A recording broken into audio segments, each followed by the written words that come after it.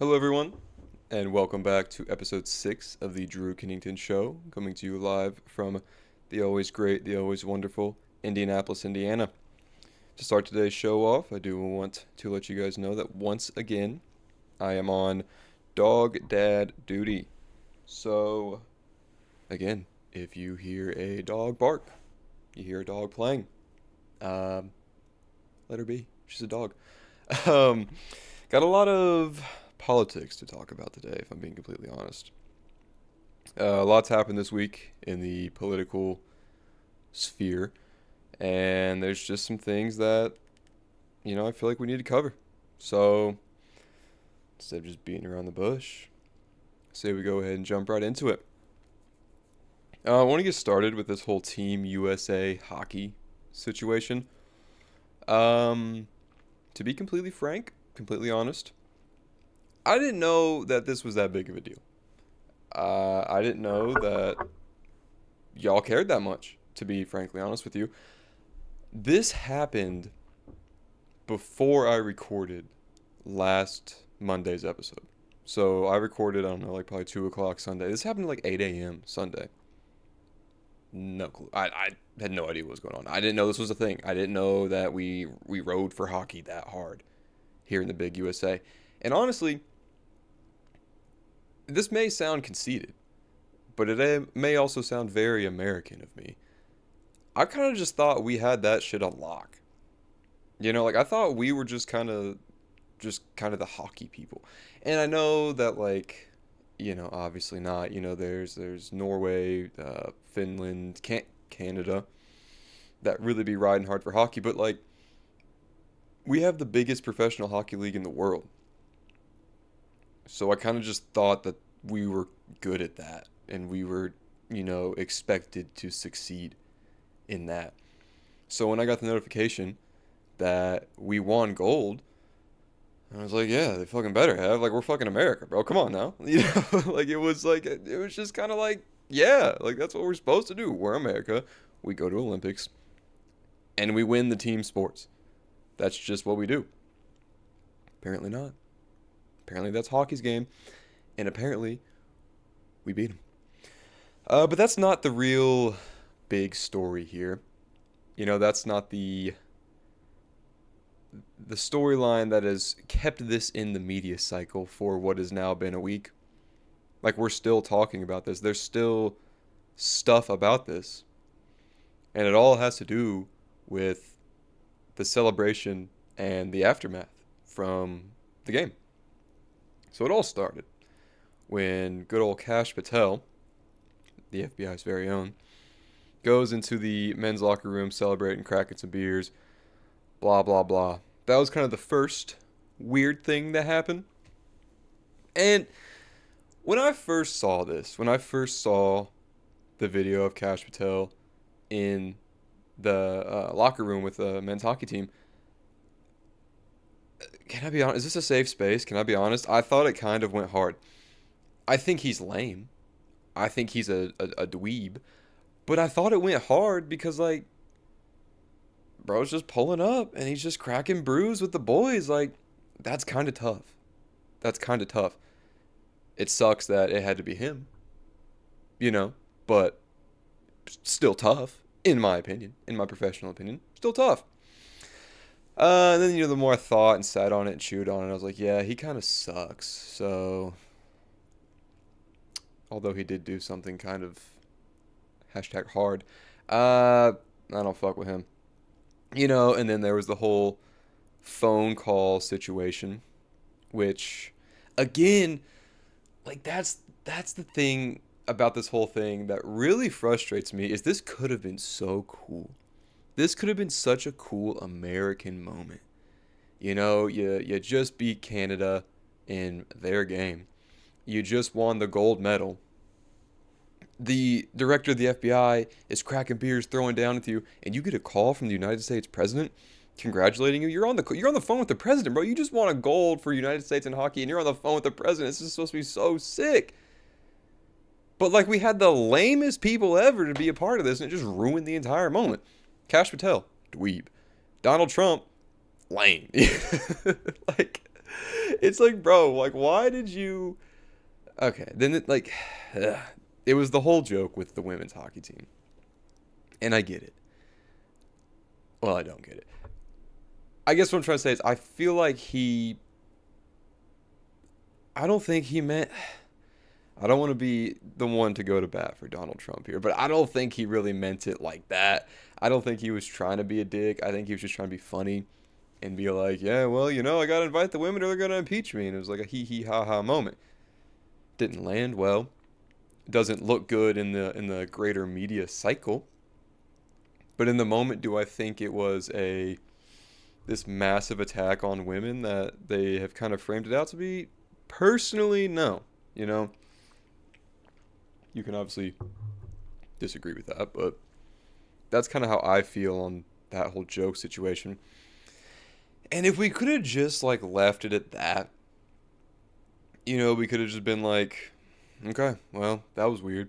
We could have had a cool hashtag USA moment, but we didn't get to have that because of certain parties involved and certain actions that they undertook.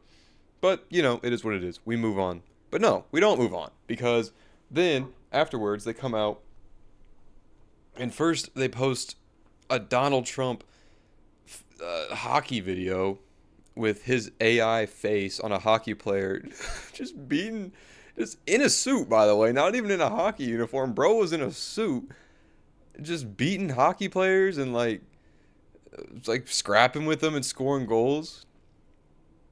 Like, what are you doing? Grown ass man. And you're posting AI videos of you on a hockey, what are they? Is it a hockey rink? Field? Hockey rink. Doing some balls. Like, bro, you're a 70-year-old man, bro. Get off the AI. And then that what makes it even worse. They take one of these dudes. I don't even know how to pronounce his name, respectfully. And then they post a video with an AI voice dub of him saying something about those maple syrup eating, like, we beat the shit out of those maple syrup eating fuckers. That's not a direct quote, but something along those lines. And it comes out that wasn't even him that said it. That was AI. The dude plays professional hockey in Canada, and you post that using his face on all over social media. Now you got Canadians pissed off at the dude. You know what I mean? Like, you're doing too much. Calm down. I get it. This is exciting. But put the AI away and just do your fucking job. You're out here just doing too much. You're ruining what was a very special moment for America and the American people. Now this gold medal win has a massive shit stain on it. Because you guys are just some fucking dweebs, bro. And I wanted to also kind of use this as a moment, I guess, to kind of shine a light onto who this man being Donald Trump, has in his cabinet, and why it is those people are there in the first place. When you look at his cabinet, the biggest criticism that comes from his cabinet selections is a lot of it's a lack of experience. A lot of people don't agree, and they don't think that his cabinet necessarily has the qualifications to hold the positions of power that they hold. So that makes you think, well, why the hell would he be appointing people who aren't qualified to do the job? We can go back and forth all day about conspiracy theories or things of that nature, but I think the answer is pretty plain and simple. I think he wants people he can control. And how do you get people in positions of power that are easy to control? You give it to unqualified people. Do you get what I'm saying here? If you were given a position that you were not qualified for, you knew you weren't qualified for it, I knew you weren't qualified for it, everyone knows you're not qualified for it, but I give you this position of power, you're going to listen to me a lot more than you would have if you were actually qualified for this job. Because I could just come to you and be like, hey, Kash Patel, I need you to go on the biggest podcast in the world and I need you to straight up lie to millions of people and tell them that there is absolutely nothing going on with these Epstein files. Frankly, they might not even exist. Can you do that for me? Now, the morally conscious human would be like, boss, quick little problem here. They do exist, and there is some things going on in there. And then your big scary boss man comes to you and he's like, yeah, maybe. But remember that job that you have that you would have never gotten if it weren't for me? Yeah, I can take that away in a second. So what does he do? He goes on the biggest platform in the world and just lies directly to the American people. Huh, cool. Oh, Pam Bondi. Hey, I need you to go out there and just like make an absolute fool of yourself. I need you to go be the laughing stock of the American people. Can you do that for me? Again, the conscious person would be like, why the fuck would I do that? My job, frankly, I don't even know what her job is to do X. And you just want me to go out there and just make a fool of myself. It's like, yeah, you're not supposed to have this job, and I gave it to you, so get to it. And then they go and do it. So that's his like entire cabinet, in my opinion. I'm sure there's some people that maybe are qualified, but the big headlines people, that's kind of where they sit, and that's kind of why I get so frustrated with them. And that's why it's so funny when that video comes out of them talking, the men's hockey team talking on the phone with Donald Trump, and Kash Patel's like, or Donald Trump was like, "Oh yeah, we need to get you guys to the White House or whatever," and Kash was like, "Yeah, boss, on it, boss, got it taken care of, boss." Like, you're such a fucking loser, dude. I don't like you. So yeah, that's the whole hockey situation. Segue as we continue on to this hockey situation. Sorry, I don't know why that's a weird transition, but basically, next up, State of the Union. That was kind of the next thing that I guess politically happened this week. And same as the Team USA hockey situation, I had no idea that the State of the Union was going on. I saw nothing about it. I had zero clue. I was watching something and then I turned it off and it was in like the suggested. It was like State of the Union. I was like, sure, let's see what Bro's got to say. Fully expecting to just like kind of turn it on, listen to him yap for like 5 minutes and be like, all right, I'm out of here. And then just get off. Well, I turned it on right when they were doing the whole Team USA like hockey I don't even know, honor ceremony, whatever they were doing for them. They were just kind of standing there and everyone was like, yeah. So I tuned in right when that was happening. And, I hung around for 10 minutes and then I realized, I was like, oh, this is insane. I had literally turned it on for probably 10 minutes and the Republican side, because they had the people split. It was, I don't know if they do this every State of the Union. I don't really be tapping into those like that. But they had the Democrats on one side, the Republicans on the other side. Every fucking minute that Trump would say something, the Republicans would just stand up and clap. And it just felt very odd. Like, again, I don't really tap into State of the Unions like that, so I don't know. Is that what they be doing? Is that what it is? Is the State of the Union just a giant glaze off? Or is that just a Donald Trump thing? I think I know the answer to that. But it was just kind of absurd, and I couldn't look away because everything bro said, it was just stand up and clap, stand up and clap, stand up and clap. I was like, damn, bro, like, you're not doing that good. You know what I mean? Like, I'm not going to sit here and hold you and act like everything you've done is bad, but like, I don't know if you've done a good enough job to warrant a standing ovation every 30 seconds. You know what I mean? Like, you ain't done that good of a job. So I thought that was pretty odd and pretty cult-like, in my opinion. I did find it kind of funny when he said, there was a couple things he said that the entire room stood up, so including the Democrats, and I just thought it was kind of funny. But like, granted, the things that he said in those moments were actually like, even I was like, that's a pretty good idea, because that's kind of where I fall with this whole political spectrum, I guess. Like when it comes to uh, social issues, if you listen to the show, I think it's pretty obvious I lean pretty left socially. Um, which, in my opinion, I'm not even like a super social, super liberal person. It's just that I kind of fall into the idea that like we should really just be leaving people alone. You know, for me personally, I really don't care who you have sex with. You know what I mean? If you're a dude and you want to have sex with a guy, like, do you? That's really none of my business. Oh, you want to get an abortion?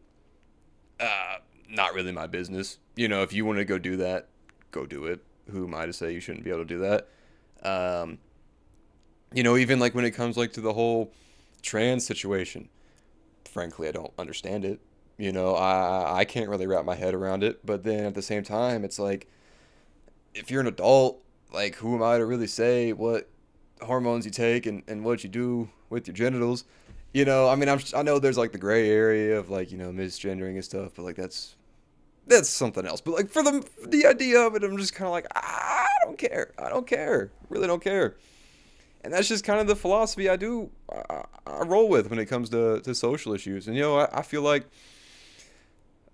people get so mad, like like the welfare system and things like that, because there is a lot of people that abuse it, which does suck because that's taking from our American tax-paying American dollars. But at the same time, man, there's people that rely on that, and I just feel like people should be able to have that option if they need it. So socially, I lean left. It's whatever. But everything else, I'm kind of like, you know what? Let's hear him out.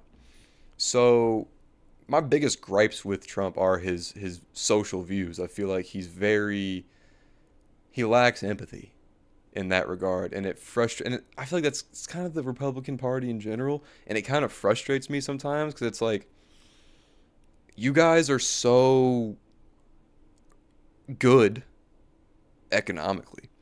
Like for the most part, you guys kind of rule when it comes to the economy. Like we need y'all. Like these liberals, bro, they be worried about social shit. We need y'all to lock in on the economy. We need you boys. But then it's like you guys can be assholes sometimes when it comes to like being empathetic towards I don't know, minorities. You know, like if y'all could just have a little more empathy, I could rock with y'all pretty heavy. But y'all just you should be a little bit too assholey for my opinion. And that's kind of where I run into my biggest issue with Trump. But outside of the social issues, he kind of spits sometimes, and I got to put a hand up, and sometimes like yeah that was a bar, like he did that.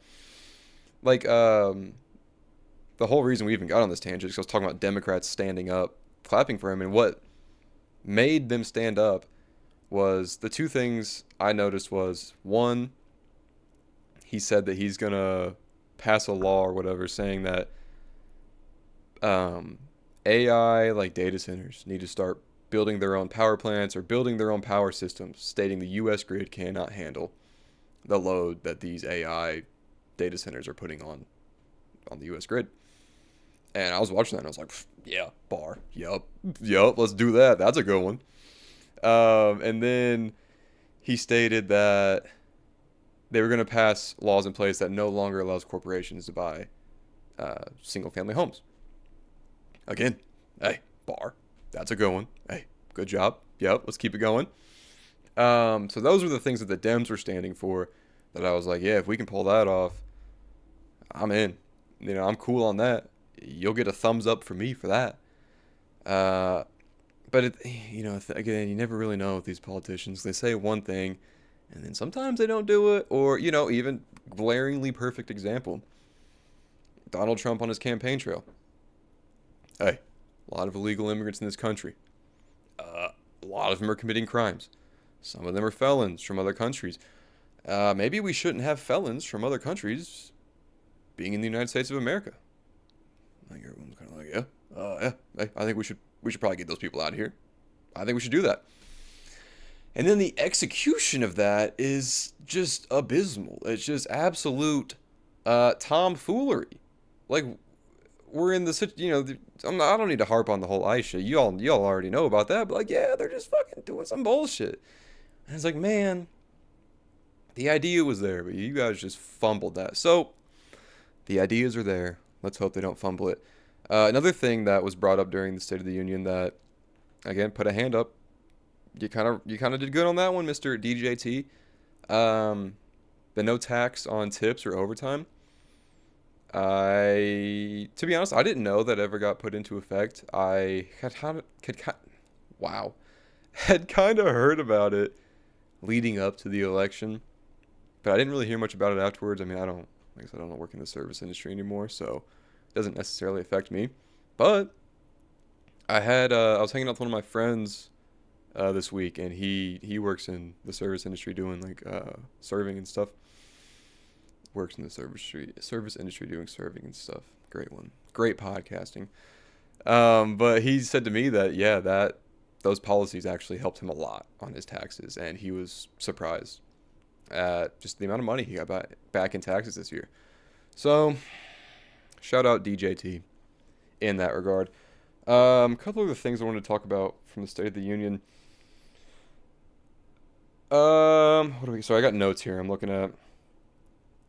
I did find it kind of odd that he kept bringing people in for he like kept bringing in families that were either benefiting from his policies, or a lot of them had been affected by illegal aliens in some way.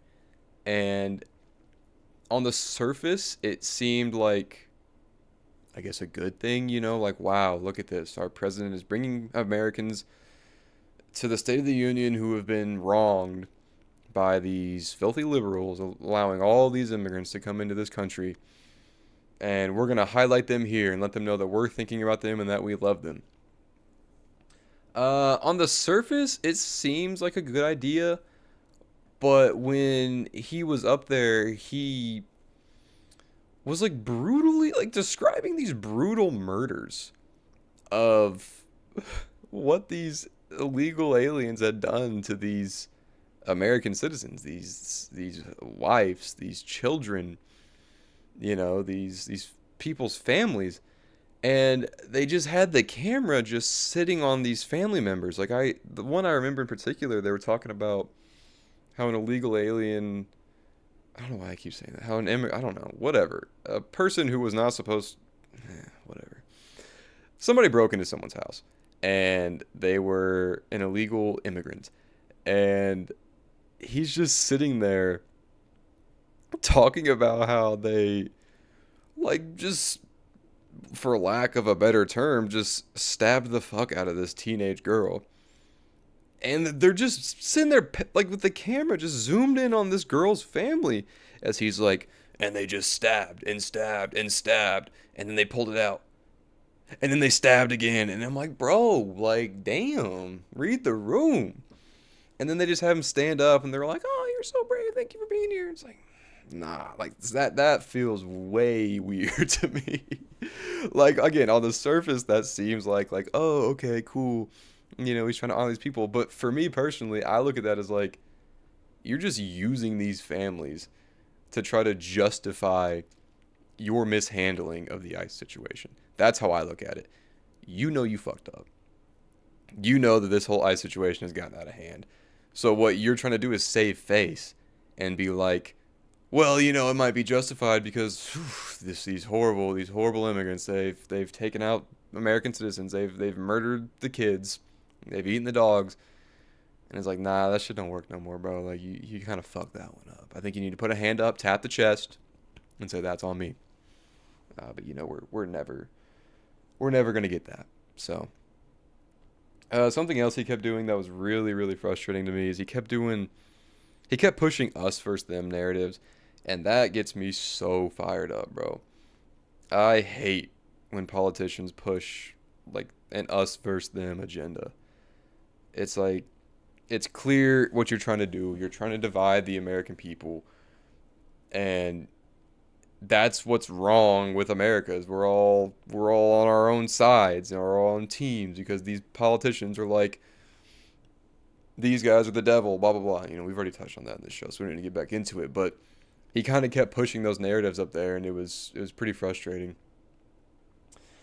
And he kept doing this thing where he was like he would paint like he would like be very like passive aggressive towards the Democrats and throw like jabs at them and but try to frame it as like I don't even like try to frame it as like being like a pro-American situation.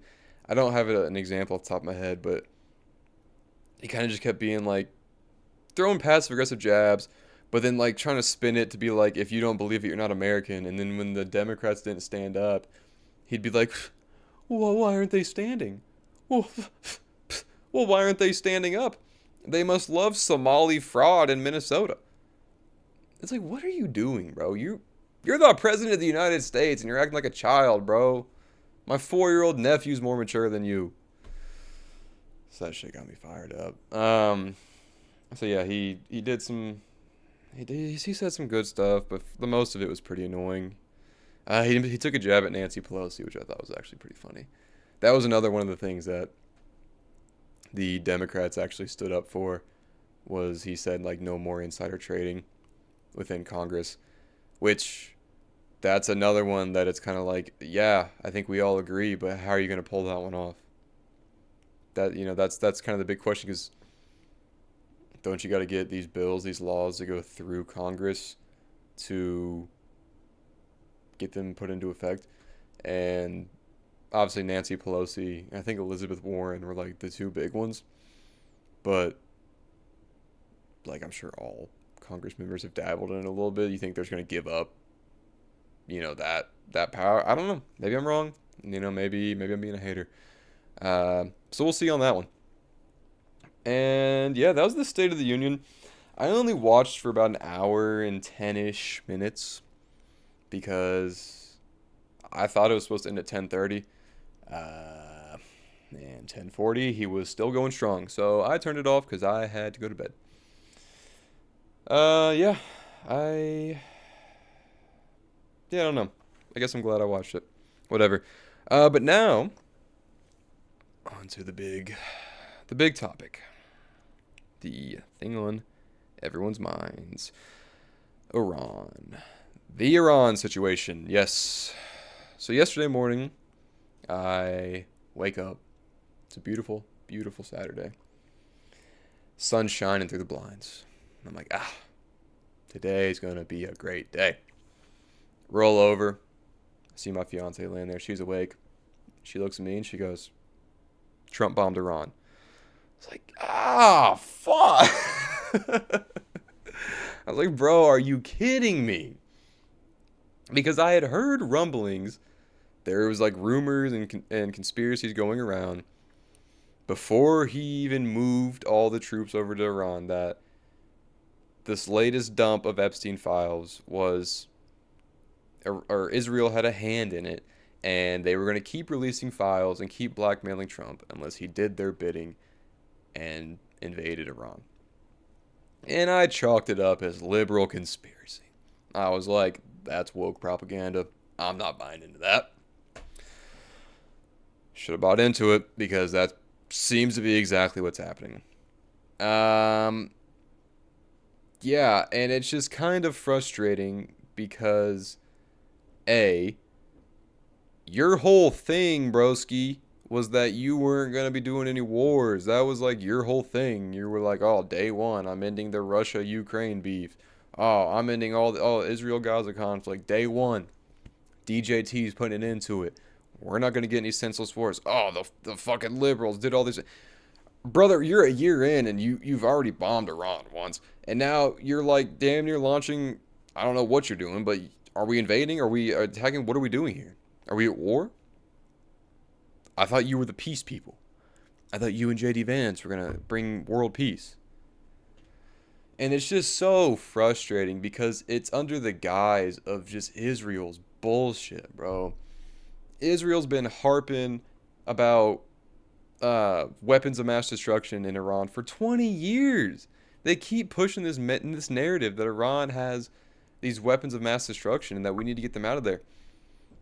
And now we're just dragged into their bullshit. Like, we already did this once before in Afghanistan.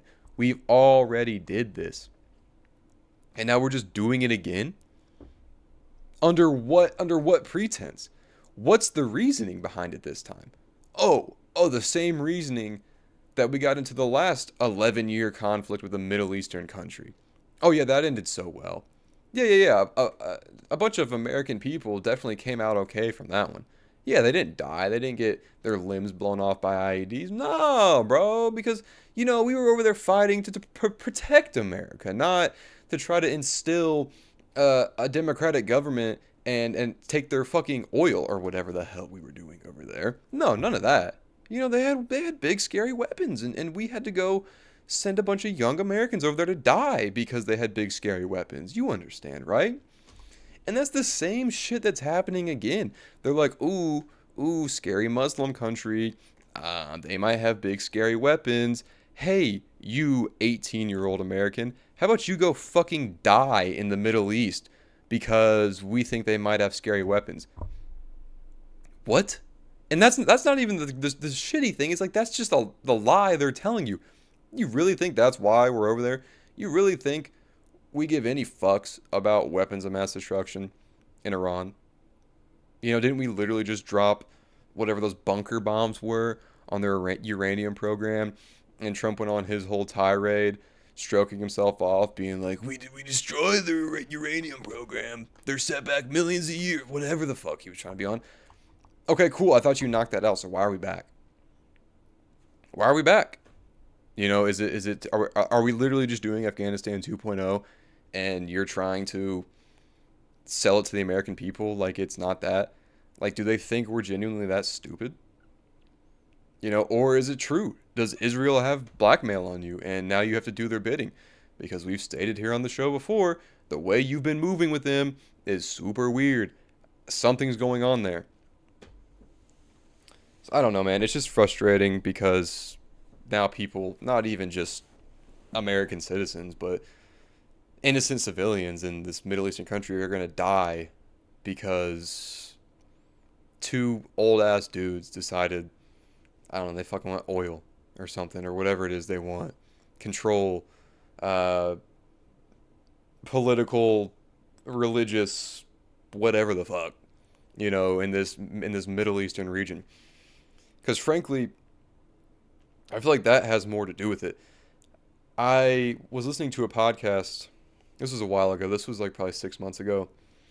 And this guy had stated that the narrative why a lot of people don't want these Middle Eastern countries to have nukes is because they think jihadist Muslims are just basically like insane people and that like Sharia law is the only outcome of a Muslim ran country.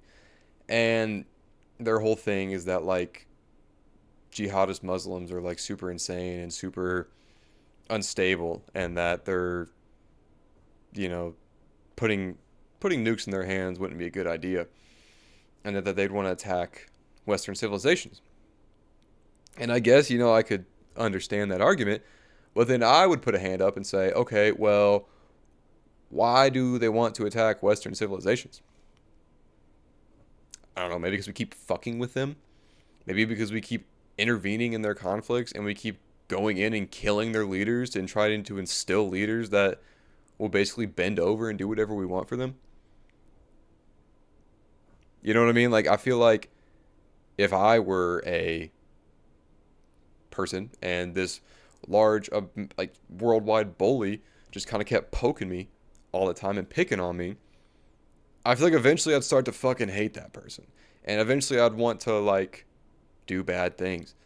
So, I don't know. I don't know why people are so surprised when it's like some Middle Eastern people got beef with Western civilization. It's like, yeah, we kind of keep fucking with them. Maybe if we left them alone and just let them be. But then you hear the side that like people were cheering when they find out the supreme leader was dead. And then it's kind of like, fuck, I don't know. I just really hope we don't get World War III out of this. Like, I don't want Saudi Arabia to get mad and then India or China or whoever is all involved to get upset. And now we've launched World War III over some bullshit. So I really hope that doesn't happen. Yeah, it's just frustrating. Just frustrating. I guess we'll keep a tab on that one. We'll keep a tab open, and we'll see how that goes. Um, yeah, hopefully it all works out. Hopefully everyone just can be chill about it. All right, let's switch gears because we've been talking politics for a while now, and I frankly don't want to do that anymore. Little water sip. Let's jump into some weekly observations. A segment of the show where we just touch on some things I noticed this week or things that I saw this week that I kind of want to give my 2 cents on. Don't really need to be doing a whole segment, but just my 2 cents. First thing I want to start with, the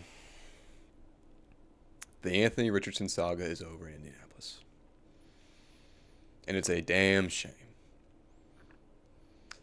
I don't think the Colts ever really gave him a shot, and that's what really frustrates me the most about this entire situation. Like, from day one, draft him as a rookie. You throw him into the fire. Obviously, he's pretty green, so he doesn't have the most experience in college, so he didn't do too hot. I think he got injured. Whatever.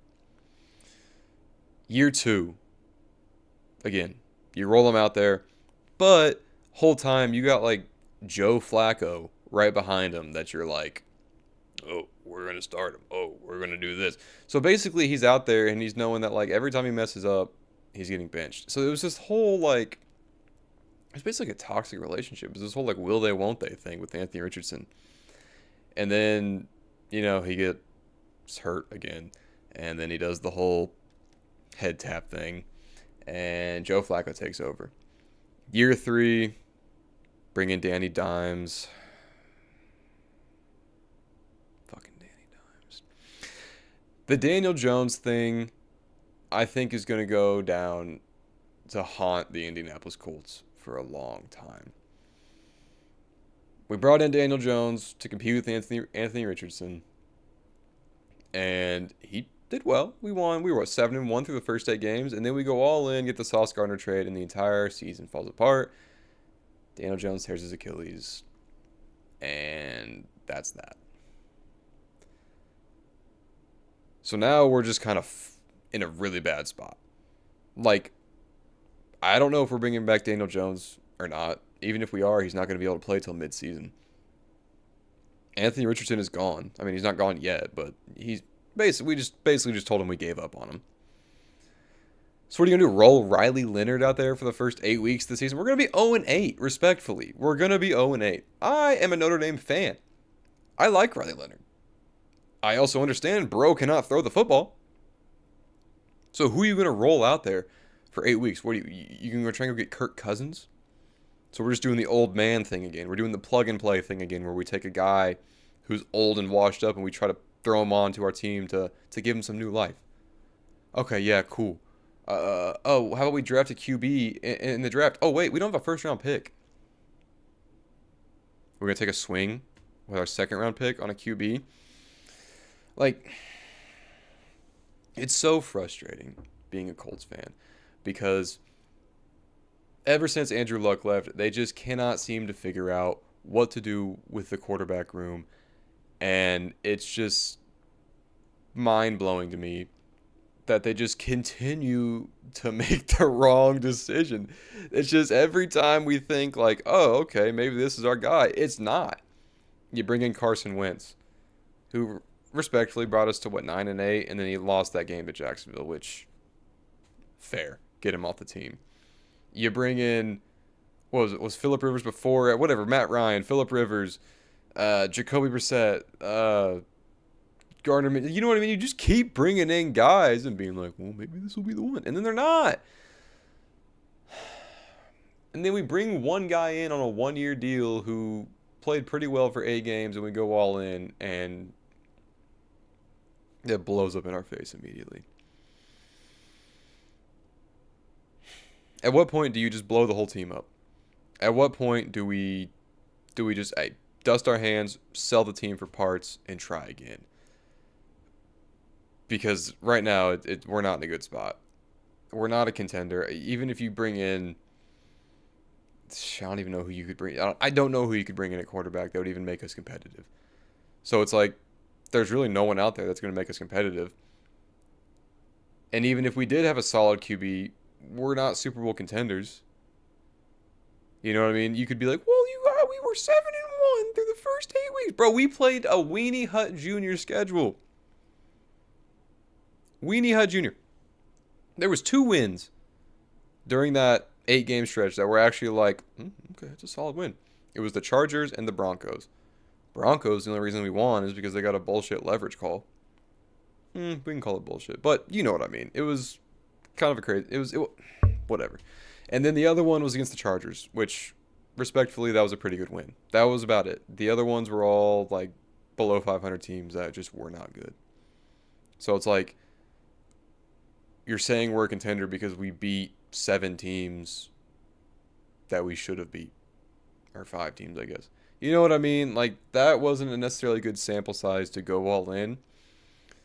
I think, respectfully, we maybe should have waited till the offseason before we went all in on Danny Dimes. I think we could have taken a look at the schedule and been like, pretty tough stretch of games coming up here. Maybe let's get through that, see how he fares, see how the team fares before we decide whether or not we're going all in on this guy. But, I'm not a GM, so maybe I didn't see it that way. So, yeah, Anthony Richardson, just know, here on this show, we're always going to root for you. Wherever you go next, I hope you find success. I hope you find whatever it is you couldn't find in Indianapolis. Because I know you have it in you. It's just a shame that the Colts front office did you the way they did you.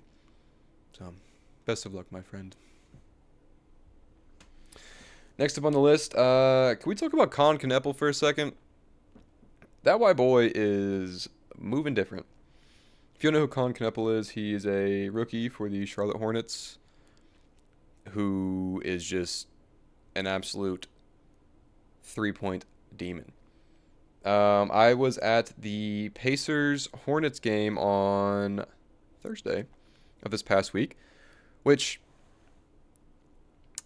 I guess I've said in the past, I don't really care about the Pacers. I care, but I don't really care to watch the Pacers because, again, I want them to lose. So why would I watch a game where I really just want my team to lose? But Naomi said, hey, we got tickets to the Hornets game on Thursday. You want to go? And I was like, well, the Hornets have been pretty hot these past couple months. They've been one of the best teams in the NBA. Bro, ain't no way. I was like, I should probably go check it out and see what they're on, see what's going on. I pull up. I'm watching. Brandon Miller, hooping. LaMelo Ball, just getting straight buckets. And then Colin Kneppel comes out, and he bangs like 4 straight threes. And I'm like, dude, I knew you were nice, but who do you think you are? And it's just baffling because he's a white boy, bro. Like, he's like a certified white boy. Like, he's in that Austin Reeves category of white boy. There's like the Tyler Hero, Peyton Pritchard, I'd even put Cooper Flagg white boys. Like white boys with a Z. The Timothy Chalamet white boys. And then you got like the Duncan Robinson, Austin Reeves, Colin Kneppel white boys. And I'd say they're more like suburban middle class white boys. You know what I mean? Like dudes that like you would just see in a middle class suburban neighborhood. And he's just one of them, bro. He's still got the same Great Clips haircut. He's still got. I have a weird thing with calves. I feel like a calf can tell you, like a calf, like on your leg, can tell you a lot about a person. He's still got like middle school white boy calves. And I'm like, how are you doing this? So shout out Con Knepple. I guess you're a dog. You're putting on for the white boys everywhere, and keep it up. Maybe get a new haircut. Like maybe go to a barber and switch that up a little bit. It looks like the same shit you've been rocking since middle school. Get your aura points up. Next on the list, I've written down. I don't know how much I got on this, but we'll still talk about it. Selena Gomez and Jim Carrey are getting a lot of conversation about them online lately because it looks like they are two different people. Selena Gomez, a lot of speculation online that she is I don't know. I remember who it was. They're saying she's some actress now who is like wearing a skin suit. Cool. And then now Jim Carrey went to some award show to accept an award, and they're saying that it wasn't him that went there. It was a body double. Awesome. And I think the commentary there is truth to the fact that they do look a little weird. Like I saw the pictures, I saw the old pictures versus the new pictures, and it's kind of like, you know what, damn, yeah, they do. That doesn't really look like them anymore. But then you kind of realize that everyone in Hollywood's just been pumping their face full of Botox, and that's just kind of like what happens when you do that. Like I don't know if people know it or not, but Botox doesn't just go away. It doesn't just like dissolve. You pump it into your face, and then when it like starts to dissipate, it's just going elsewhere in your face. So when you're just pumping more and more into your face, eventually it kind of starts to build up and you just start to look a little puffy. And I think that's just honestly what's happening here with a lot of these Hollywood celebrities is they're just pumping their shit full of Botox, and yeah, over time you start to look a little weird. That's that. That's the pop culture segment of the show. Last thing here, my boy, my dog, personal friend of the show, Rob Roush, won the Traders. What an impeccable game my boy played. I was watching that final episode, and I didn't think he was going to be able to pull it off. I knew Johnny was hot on his tail, and him and Taro were pushing a pretty tough narrative to Mora about getting Rob and Eric out. And when they went to that first round table, I thought Eric was a goner. I thought, because Mora was on Eric, and they went around that table, came down to it. Mora was the last vote, and she votes for Johnny. So they get Johnny out. We don't need to do the whole recap. Comes down to the end, basically Rob gets every single person out. Even his fellow trader, Eric. What an insane game. And the shitty thing is that he couldn't have done it without Mora. But Mora gets absolutely nothing out of this. She doesn't get a single dollar. And she's the whole reason he won the show. Him having her in his pocket was the only reason he won. She kept doing his bidding. She was the deciding vote at all these round tables and all these banishments. But she was so deep in his pocket that she couldn't see what was right in front of her. Old boy was the traitor. And it was insane that he got every single person out. Like, literally every single person out. There was only him and Mora left. And then that scene when he when he looked at Mora and told her that he was the traitor. And she just sat there with her mouth open. I was like, bro, there ain't no way you're that stupid. Like, come on. Come on. I think it's because she had a crush on him. But what do I know? So that about does it for the weekly observations. And to close the show out today, I want to cover an email that we got. Yes, there's another email that has been sent in to thedrewkenningtonshow at gmail.com. Send in all your emails in. Let's keep them coming, folks.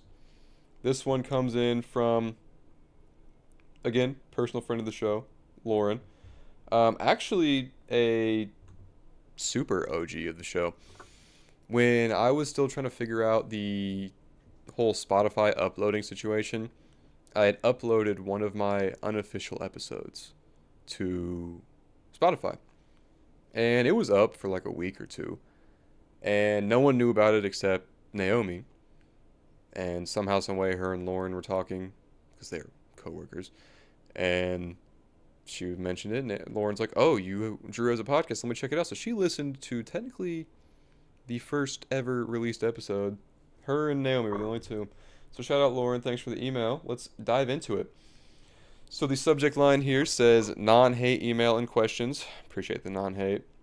Says, "Hey Drew, love the show, big fan. Couple questions for you." We got 5 questions here. First one, with unrivaled playoffs coming up, who you got? Now, the question of who I got or who do I want to win? I think yesterday was the first round and the Breeze beat the Rose. The Breeze are my squad. I have fallen victim to the Paige Beckers propaganda. Until Juju Watkins comes into the W or into the league, Paige Beckers is my goat. She's a hooper, bro. She's a dog. And as someone who lives in Indiana, you think Caitlin Clark would be my goat, my hashtag white representation. But there's people within my close inner circle, I'm not going to name names, who have been pushing a pretty anti-Caitlin Clark agenda for a while now. And when I first heard it, man, I was like, you're just a hater. It's that simple. You are just a hater. And then I started to kind of notice some of the criticisms they were stating. They were stating that she has an attitude problem, that she doesn't really have that much of an offensive bag, that she's not a good leader, and just kind of all these things. And I started to kind of watch more intently and be like, let's see. Yeah, they hit the nail on the head with that one. Yeah. So I'm not a big Caitlin Clark guy. I'm a pretty big Paige Beckers guy. So my team is the Breeze. I want to see the Breeze win. I want to see the Breeze succeed.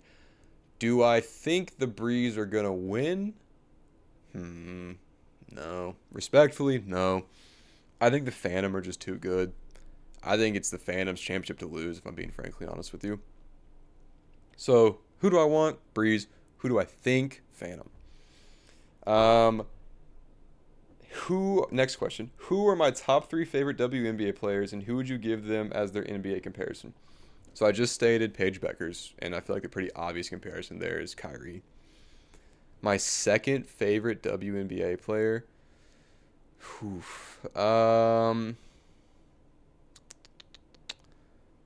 I'd probably say Asia. I'd say she's number 2. She's just fun. She's she's a cool girl, and she's a dog too. So like, just a little bit of a double whammy there. Who's her NBA comparison? Eesh.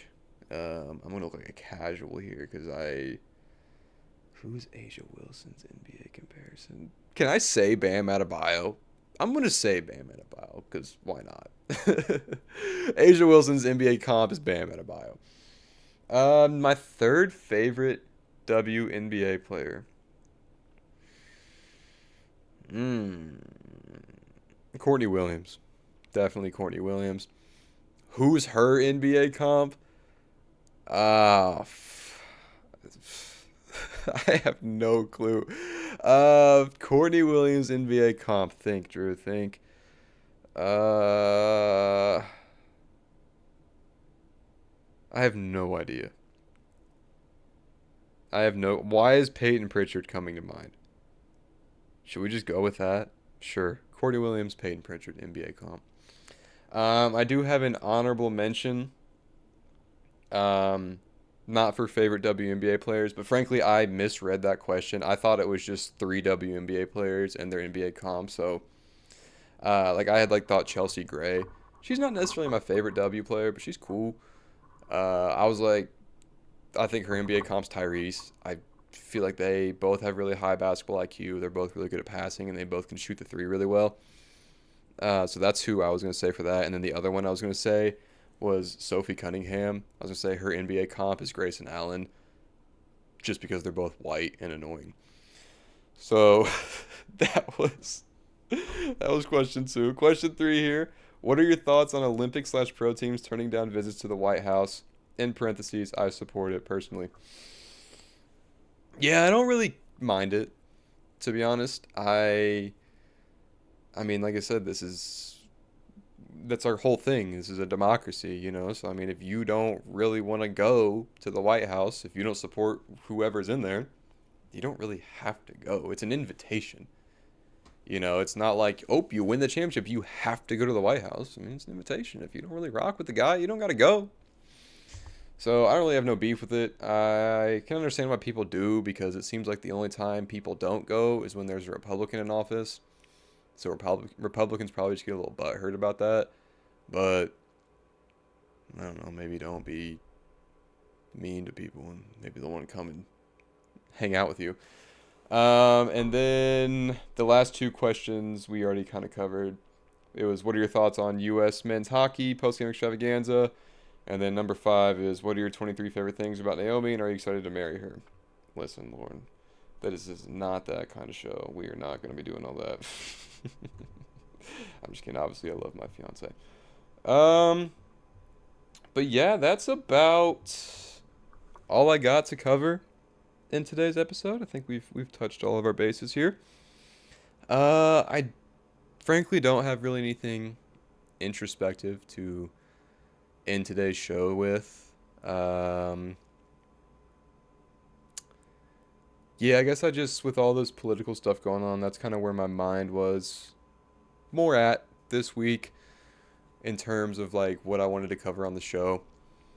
So, no real introspective thoughts. Yeah, I think that's where we're going to wrap it up here. Thank you guys once again so much for listening. And I appreciate all the support, not even just through listening to the show, but just the support on socials, you know, following, commenting, interacting with the short form content. You know, we're trying to get that rolling. I'm still figuring out all the bases there. Still figuring out kind of how I want to go about that in a productive way. Because, like, you know, I'm not sure how tapped in you people, Jesus, you guys have been to the socials, but some of the videos I post have been getting some not nice comments. And, you know, seeing that type of stuff, it's not very productive when you're doing something that makes you vulnerable, and something that you're not extremely comfortable doing quite yet. You know, reading mean things doesn't quite help. So still trying to find that balance of fan interaction, you know, interacting with you guys, but also trying to avoid seeing the mean things of it. And I think I got a pretty good system in place. So yeah, just keep on interacting with them socials, boost the numbers, follow the YouTube, subscribe to the YouTube, hit the email. I'll be honest, I'm stalling for the last minute and 10 seconds here because I really want to hit an hour. So when it shows up on Spotify, it says an hour. What can I talk about for 1 minute here to close the show? I watched Royal Court with Brittany Broski and Harry Styles this week. Harry Styles is a cool dude, bro. I never really heard him talk like that, so it was pretty cool to actually like hear him kind of speak on where his head's at, and he seems like a genuine, like, capital A artist. Like, he seems like he really cares about his craft, and he seems like he has a really good head on his shoulders. So shout out Harry Styles. His music's not really my cup of tea, but I like a few of his songs. And I do want to preface, I didn't watch it on my own. Naomi wanted to watch it, and I was like, yeah, sure, I'll tune in. Okay, so that's the show. Thank you guys so much for listening. You guys are my goats. I appreciate you guys so much. And I will catch you guys next week. Deuces.